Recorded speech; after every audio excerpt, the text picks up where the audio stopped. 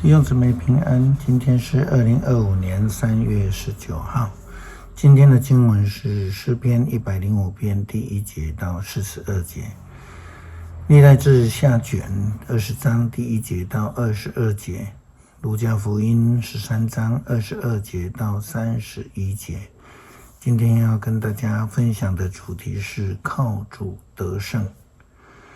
现代人非常喜欢用人生胜利组来形容一个人的出生，他是在优渥的环境、富裕的环境，或者有人会说，这个人是咬着金汤匙出生的，好像是说这样的人将来的人生道路一定会是一帆风顺。但是一定是这样子吗？圣经中的悲剧人物约伯，他本来是一位富裕的人，但总是会有不测风云嘛。约伯最后得胜，并不是靠着他自己的能力，而是那一位他口中所说亲眼见你的上帝。历代志下卷22章第1节到22节记载着犹大国的约沙法王，因为外族的攻击追杀而逃亡躲避，后来他就决定恳求上帝的帮忙。圣经记载说，过了不久，摩押、亚门和盟友米乌尼人的军队侵犯犹大。有人报告约沙法王，以东那边有大军从死海对岸前来攻击你，他们已经攻占了哈喜逊他玛。哈喜逊他玛又叫做稳基地。约沙法害怕，祈求上主引导，然后下令全国禁食。人民从犹大各城涌到耶路撒冷，祈求上主的带领。他们和耶路撒冷的居民聚集在圣殿的新的院子里。约沙法王站在他们的面前，大声祷告说：上主，我们祖宗的上帝啊，你从天上统治地上万国，你有大能力，没有人能够抵挡你。我们的上帝啊，当你的子民以色列迁徙到这里的时候，你赶走了这地的原先住民，把这块土地赐给你的朋友亚伯拉罕的后代，永远归属他们。他们一直住在这里，也建造了圣殿荣耀你。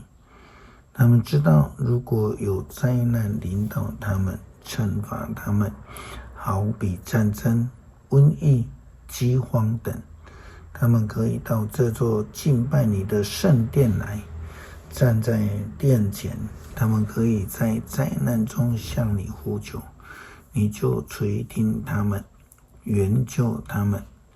现在亚扪人、摩押人和以东人来攻打我们。从前我们的祖先从埃及出来的时候，你不准他们入侵那些人的土地，所以我们的祖先绕道经过，没有消灭他们。现在他们竟这样的报复我们，他们要从你所赐给我们的土地上把我们赶出去。我们的上帝啊，求你惩罚他们，因为我们没有力量对抗攻打我们的大军，我们不知道要怎么办，只有仰望你。犹大所有的男人，连同他们的妻子儿女，都站在圣殿的前面。上帝的灵降在群众中的一位利未人身上，他叫亚哈西，是撒迦利亚的儿子，他属于亚萨的宗族，是马探雅的玄孙，耶利的曾孙，比拿雅的孙子。亚拿西说：陛下和犹大以及耶路撒冷所有的人民啊，上主说，你们不要沮丧，也不要怕这强大的敌军，战争的胜败操在上帝手里，不在你们。明天在他们从洗尸驿口上来的时候，你们去迎击他们。你们要在耶鲁伊勒旷野间的谷口遇见他们。你们不必打这场仗，只要守住阵线，站稳，你们会看到上主使你们得胜。犹大和耶路撒冷的人民啊，不要犹豫，也不要害怕。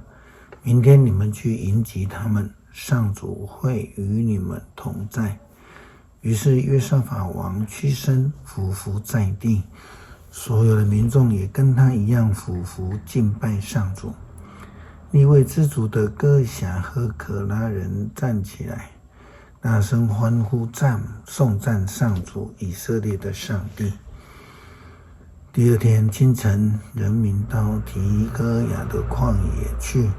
他们出发的时候，约沙法对他们说：犹大和耶路撒冷的居民啊，你们要信靠上主你们的上帝，你们就站得稳。